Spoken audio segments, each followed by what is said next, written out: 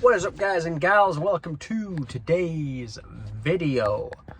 The things, multiple, I miss about Canada doesn't exist anymore. In my mind. This sounds like a crazy video already, but I'll explain. When I left for Canada, and I'm doing this on the anniversary of me leaving 7 years ago. Yes, I always change the year. I'm just always forget when it was. But 7 years ago, 24th of August, I left Manchester Airport to Toronto and set on my journey. And now I'm back in sunny Yorkshire. But regardless, I think we all do this, right? We all create a vision and a perspective of something that may be real, but we may be enhanced in our brain. It may be exaggerated in our brain. And I did that about Canada because I was so... In the UK, we get North American TV, and me and my brother as kids wanted to eat North American food, like cereals and all that junk food and whatever. So when I got to Toronto, when I got to Canada, I was just obsessed with everything. I was obsessed. I'd never visited London in England before, because there is London in Canada. But I'd never visited really a big city, like a massive city, and spent a decent amount of time there. So even getting on the subway, I was excited about. I'm a real Torontonian getting on a subway, or just going to just the street layout. So I said to Jasmine when we first started talking, so I was like, can you take me to a stereotypical neighborhood? I remember when we flew to Orlando, my first vacation whilst in Canada, it was February 2017. I remember one day we rented a car.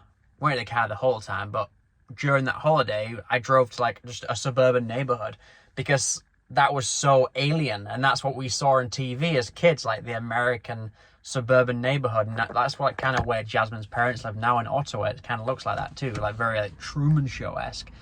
And those things in my brain were yes, I've made it. This is and there, I'm living that life. I'm living the life I saw people living on TV and whatever. I always used to say I wish I could have gone to an American Canadian high school. It looks super cool.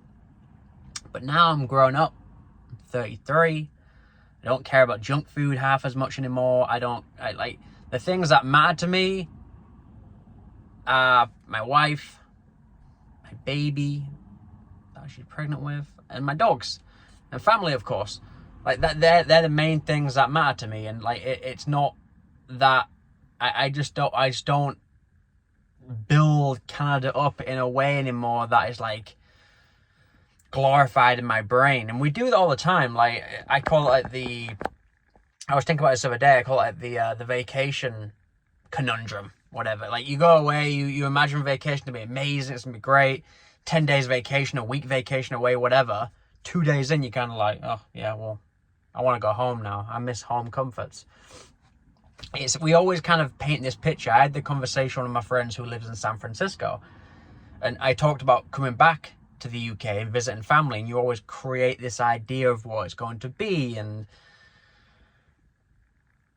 I miss the idea of things more than I actually miss that thing, if that makes sense. And that's how I feel about Canada. I miss the idea of Canada in my brain, in my mind, of what it once was, what it is, whatever. Obviously, some of what I believe it is factual and true. It's not all make-believe. It's not all falsified, and I've created a make-believe Disneyland. But the pedestal that I put on is no longer a reality to me. So I don't miss it as much. Hence, been satisfied right now in sunny old Yorkshire. So, yeah, I'm going to say exactly what I've said, but in a different way. What I saw Canada as, and what I strive for in life, it can be here, it can be Canada, it can be wherever. As long as my family's healthy, I'm looking after our baby girl and our dogs, I'm happy. That's all that matters. So, yeah.